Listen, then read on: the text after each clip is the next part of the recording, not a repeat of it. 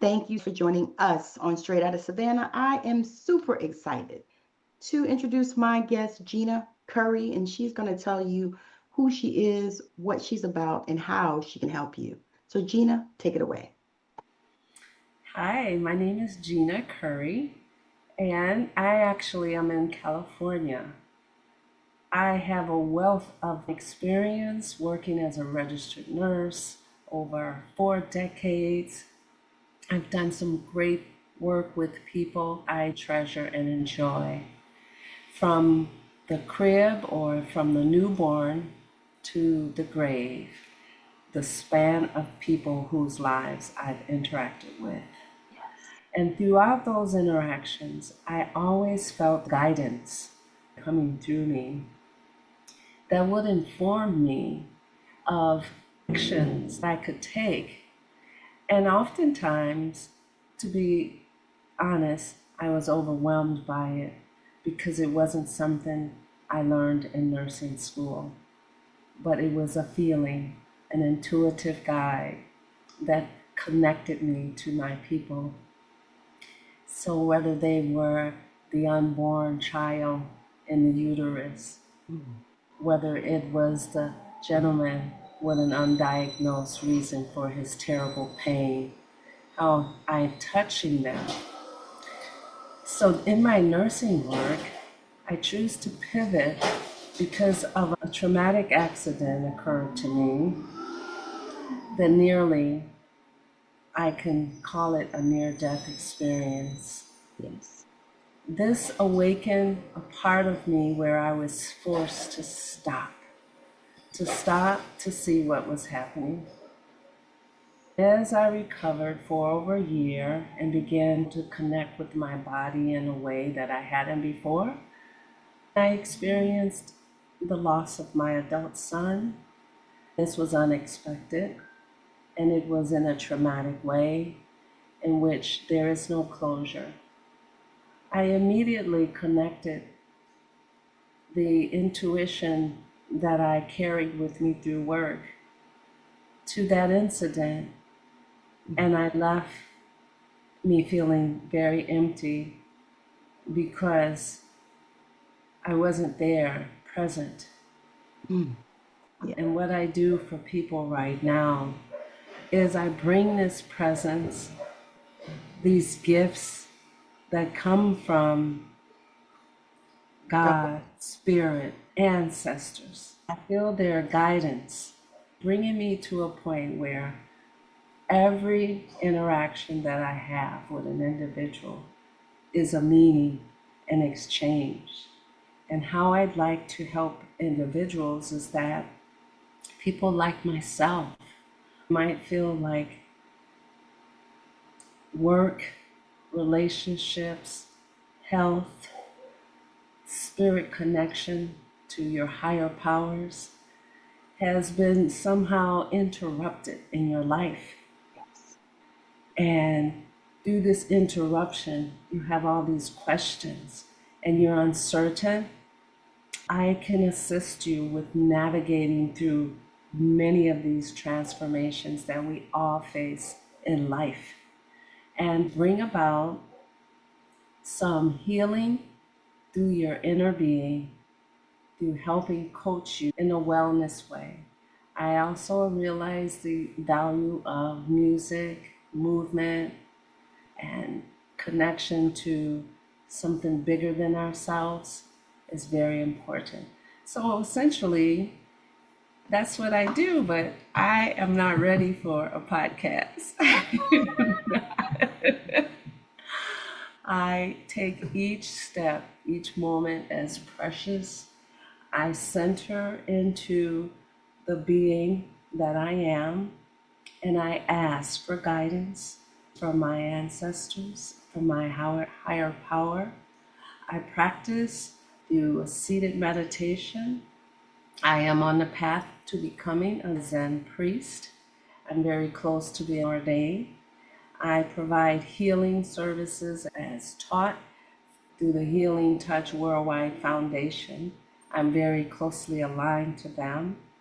And I do a practice group that I will be starting up whereby we can talk about and experience healing and share it with other people. That's what I do right now and Yes. practice. You are your first client. Yes, I am my first client. For me, it's like if it doesn't work, I'm not going to put it out there and tell people it's going to do this, this, and this. I don't care what guru said that. I don't care who I took it from. Honestly, Jesus is my healing guide. So it didn't come from Jesus. It didn't come from, so that's my thinking on that.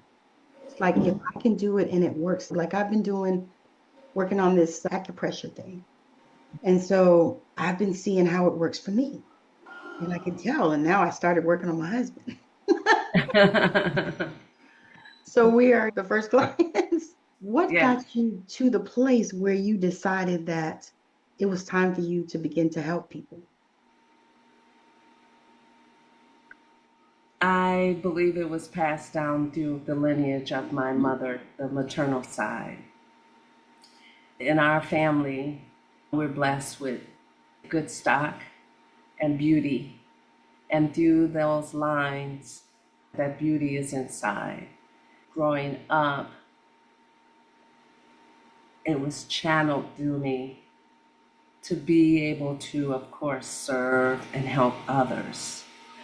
Now, mind you, that there was several other factors going on, post-Jim Crow, colonialistic ideologies that was still embedded in our lives, although we didn't know it. Right. All of these things was going on to allow me to recognize the pathway to take.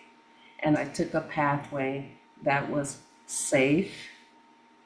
However, in that safety, it opened up so much. So, deciding to help people, I thought, well, if I become a nurse, I'll have a job. That was Yeah, me. we That's were. what my mother told me. You'll Have have a a job. job. Hmm. Always have a job. And I went to a school that they were looking for African Americans or girls from Chicago or students from Chicago because of funding, of course. So I was privileged to be able to attend the school, follow my brother, and graduate. And through graduation, it opened up a different world for me and a professional pathway to practice. And I loved it. And yet, that still small inner voice within was still speaking to me. And I love that. I've applied it. It warms my heart because my son, I was my first nursing, no, my second nursing job. I was pregnant. And I feel like he grew up in the world of nursing. He called me Cure. And that was his name he always called me. And I fondly reflect upon that right now. It's like he lived those desires that were within me and he named it. And now I feel very special to step into Cure. What does that mean for me? What does it mean for us? And what are my ancestors saying? Go forth and give. Not cure in a sense of curative, but cure is in the sense of being whole. I don't know where you are with this, but when you were speaking, what came to me is that your son, in a different life, you had a different relationship. It seems that he and you have been together more than in this life. I feel it could be two or three lives actually, because you guys have a connection. Yeah. This is what came to me as you were speaking. Wow. And I've had several experiences, even on the night of his passing, which happened to be my birthday, and the experience of such a peace, a peacefulness, with a warmth. And I was present with my grandson, who was taking me on a little birthday ride in his new truck. He heated the seats so nicely for me. And it was so cold outside because I was in another state. And I didn't want to go because of the cold. And he says, "Oh, you'll be fine, Grandma. Come on." It felt like we took off and we went to another place. I felt like I was in an airplane. Mm, It was so smooth mm. and peaceful. I looked over at him and I almost called him my son's name because it was almost like he became him. It was a beautiful experience. And then the next day is when we got the call. I feel that connection, and we were very connected. Oh, that is, I feel that so strongly. It's powerful. And I felt so much love and cared for. It was something I've never experienced before. That is so powerful. Have you connected with him since you transitioned? I have an altar. I've been connecting to some of the things he wrote, some of the books he read, and some of the music he gave me from a young kid up until it wasn't cool to give your mother any music anymore. And so I connect with him almost daily, and I could hear his voice sometimes saying, "Just keep moving the needle, Mom. Just move the needle." Do you feel like he has joined your team? Like He as already was on my team in life. He was already on my team, and that deep connection that I had, it didn't give me answers. I didn't have answers, but it was a deep connection. And I still have that deep connection. And I'm able to share that through my work. I believe it's coming through my work. Although the mind is saying, okay, what does it look like? A, B, C, D. The feelings that I have to be, I'm trying to, it's difficult to explain yeah, because spirit is spirit and you yeah, feel it. speaking the language that we can share.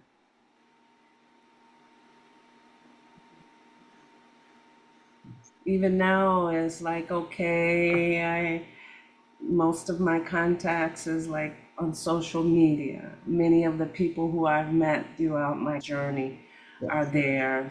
yes, Some engage, some don't, but yes. they're there and I Mhm. remember them and our connections. I just go, it has to be that we were connected. And yes, he's coming forth in another way, in another form Yeah, to continue the work that we're to do before I have to leave this physical place. yes. That's powerful. And I know we got to land this plane, but it's so powerful that we're going to have to talk later.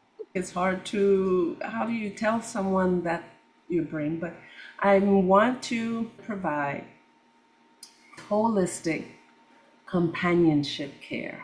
Love it. Ooh, I like that. The people who I'd like to work with are people who may be like myself and maybe have an aged parent or spouse, and they really would like to have the right type of people working with their loved one. I would bring temporary, virtual, or group compassionate care. I love it. This compassionate care addresses how I see your physical situation, how I can pick up your emotions and help you process the emotions that you're feeling through healing energy work. And then for the mental part, just to give that insurance, that companionship, that connection. We're all connected. And then for spiritual, however you choose to express your spirit, I can hold space for that and encourage you. Oh, that is so powerful. I have one question that I ask all my guests. Last question is, if there was anything in the world that you could change, what would that be and why? Anything in the world, That you could change, what would that be and why? has to start with myself first.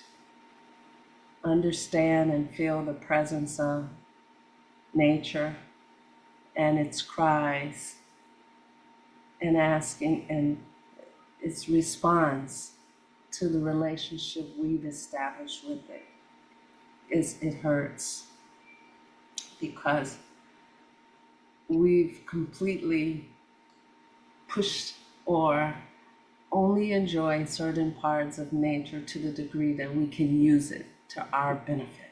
To get back to nature, how do you live your life to change the relationship that we have to the earth, as is so critical right now because it's a part of us and we don't tend to see it that way. But I feel her crying, I feel her sadness. When it rains really bad or you have these horrible storms that are happening, it's not that it's paying retribution. This is the effect.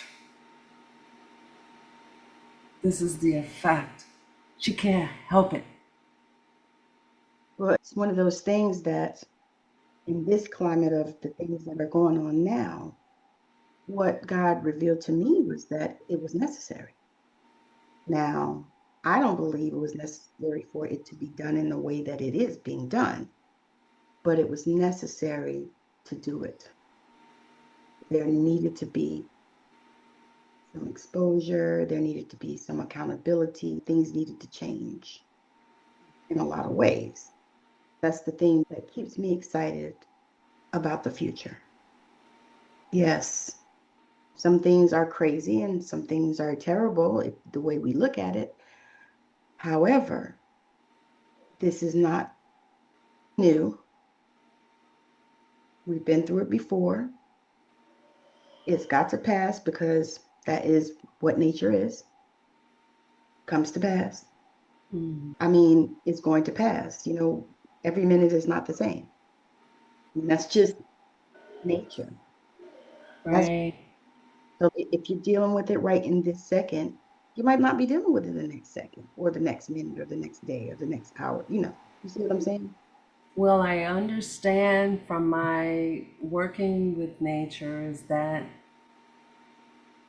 we don't like change, No, we don't. humans, but that's the only place where it's always changing. But don't you love it? I mean, for me, Yes, I mean, it's a teacher about change. I told somebody one day, I said, I love it. They said something. I said, well, I've been nomadic all my life. I still have moments of fear.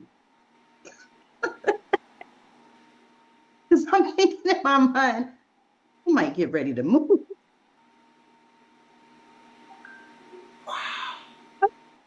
You might move again. No, I'm saying this is how my mind is thinking, because I've been grown, lived somewhere a couple of years, and I'll be like, you know what? I think it's time for me to go. Now my kids are grown, so I'm not raising kids or anything like that. I'm freer. But even with my kids, I'll be like, we already moved. For me, it's like, oh my God. Sometimes I'm like, this is our house. We're not moving. That's true, but I don't know if I'll move again. It's very possible. And But the most things is that how do I live my life now? What kind of foods am I eating? Or how am I showing respect for the earth and the gifts that are provided? I love this. All Alrighty, so this was Straight Out of Savannah, and my guest Gina Curry was here, and she has spoken her truth. And she hopefully you will follow her on wherever the space that she's in. And Yes. if you could use her assistance, make sure you reach out to her. And also, I think she's got her QR code right on the screen for you. Yes. Yes, and it does. It has my website, and we're constantly working. Every day is what I have. And like my son says, keep moving the needle. Because if you keep moving the needle and you don't stop, you will succeed. That's right. Yeah, my teachers and Zen says it's like a ball on fast moving water. Oh, I love that. Yes, I like that. Yes. All right, well, we are so glad that you joined us. And Miss Gina, thank you. Yes. Thank you. All righty. Thank you.